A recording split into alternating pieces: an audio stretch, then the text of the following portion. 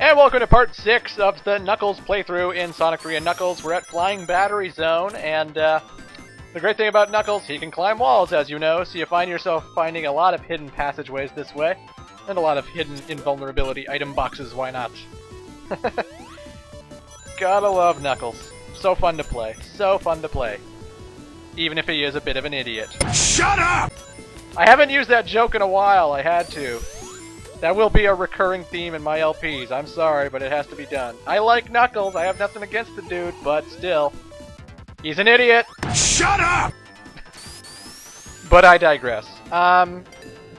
Since this level hasn't really changed much since the Sonic playthrough, there's no real hidden passageways that I take or find, you know. I'll get back to my 3D Sonic game spiel so far. So last I talked was Sonic and the Secret Rings, which I thought was a pretty bad game. It was really bad, guys. Not only was the voice acting pretty atrocious, I think. That might have been just Sonic 06 or Sonic Riders, but I remember one of the games, Jason Griffith, voicing Sonic in those games, just really pulled a bad performance, and I was just like, ugh, this is making me hate Sonic. He's good now. He was awesome in Unleashed and Sonic and the Black Knight. He does a good job sometimes, but sometimes he's a hit and miss actor, you know?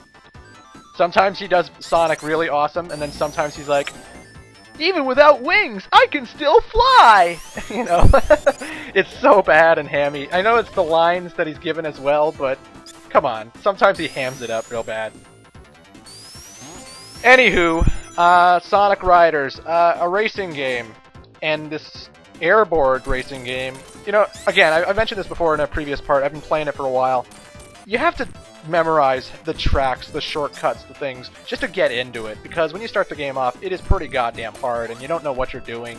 And I find you get your ass kicked pretty goddamn easily. Sometimes enemies will just pass you for no reason. It still happens to me. I still have enemies passing me for no reason, and I don't know why, you know? Like, I'll be miles ahead of them, and then they'll just swoop up next to me, and I'll be like, what the fuck? I've been taking all the good shortcuts, but I digress. You know, it's nothing I would play with friends, honestly. I did a fun multiplayer vid of Sonic R, which I'm going to be posting after I'm done the Sonic 3 LP, with my friend BJ. And I can't imagine him having the same experience with Sonic R that he did Sonic Rise. Or I can imagine him having the same experience that we did with Sonic R, where he's very frustrated because the game is so bad to control. But anywho, if you get into it, you might appreciate it, but I still don't think it's that amazing. So that's Sonic Riders. What's next? Sonic Unleashed for the Xbox 360 and PlayStation 3. Now, ladies and gentlemen, this game was a fucking awesome relief after the train wreck that was Sonic 06. In fact, I loved Sonic Unleashed so much that, you know, I thought, Jesus, yes, Sonic is back in form. This is next-gen Sonic. I was so sure after playing it that I was going to check the reviews and see so many people like this, and yet still, big review sites are saying that it's still sloppily made, and I don't think that at all. Sonic Unleashed is the best Sonic game they've done in years, and I know the gimmick of the werehog is stupid, but, you know, just get over it.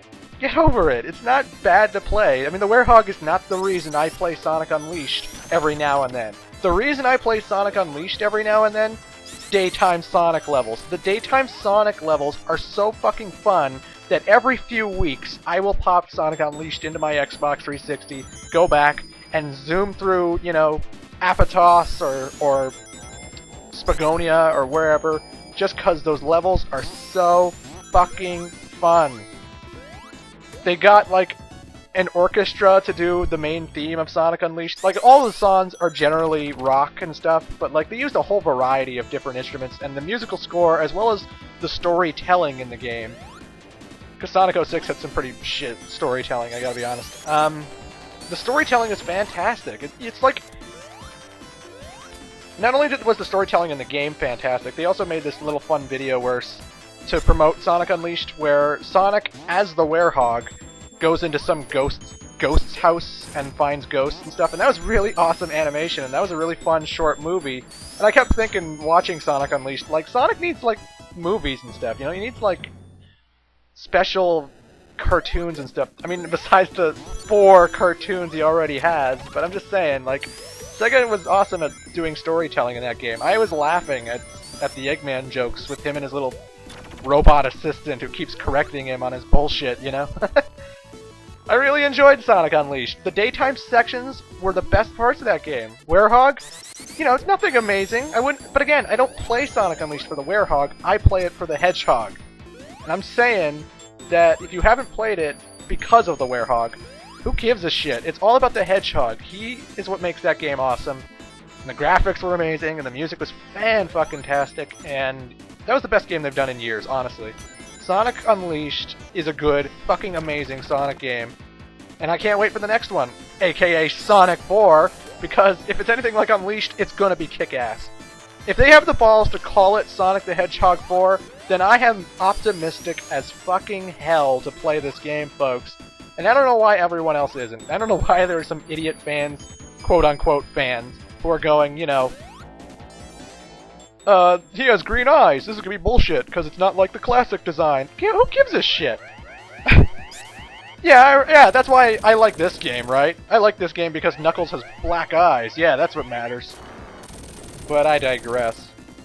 As you can see, this is the weird thing about Flying Battery Zone. Egg Robo, they put him here in this chamber where he's watching you get shot at by the laser. And again, all you're doing is dodging the laser because it eventually destroys itself.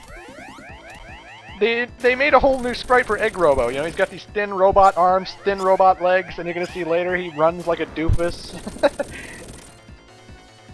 And I don't get why they have this Egg Robo sprite standing here right now. He runs like a fag! But they got a new Egg Robo sprite right here, and yet the upcoming boss fight is gonna be Eggman just because he has a different face in his cockpit and the way he looks is different. Apparently I read that it was supposed to be Egg Robo, but Sega was just too lazy and they didn't finish the damn thing. Like, they didn't want to go, you know, oh dude, we have to make another Egg Robo sprite for this boss fight. Eh, fuck it. Just leave Eggman in there, who gives a shit? This is the only time you see Eggman during the whole Knuckles playthrough. Even the final boss, you know, there's no sign of Eggman, so this is very odd. It's in complete contrast with the rest of the game. Again, the only reason Eggman is in this boss fight is because, you know, it should be Egg Robo. They just didn't bother to update the sprite because his sprite looks slightly different in this boss fight. Anyway, because I have the fire shield, all I have to do is stand here, but, you know, Eggman takes 4 flamethrower blasts when he's under there, and after the 4th one, he lifts up, swings up 2 times, and you try and hit him each of those times. But he's still shooting flamethrowers as he swings up, so if you don't have the fire shield, don't jump on the top of him, obviously. That's his only real difference. The only real difference between this boss fight and the one with Sonic is that he's always shooting the flamethrower all the time. Whereas in the Sonic playthrough, he just kept shooting it every time you were in the middle of him, or you jumped over him, or some bullshit. Pretty much the same boss fight. Flying Battery, pretty much the same zone, so yeah. Yeah, I'm sorry, Mushroom Hill and Flying Battery haven't really shown you anything different, and Sandopolis, it can show you something different. I could have climbed this wall I just passed right here, but that would take me away from 2 special stages that I know of, and I'd rather get those 2 special stages than not get Hyper Knuckles. I want to show off Hyper Knuckles, so, you know. I figured I'd ignore the upper Knuckles pathway that he can take, even though it's kind of cool, but, you know.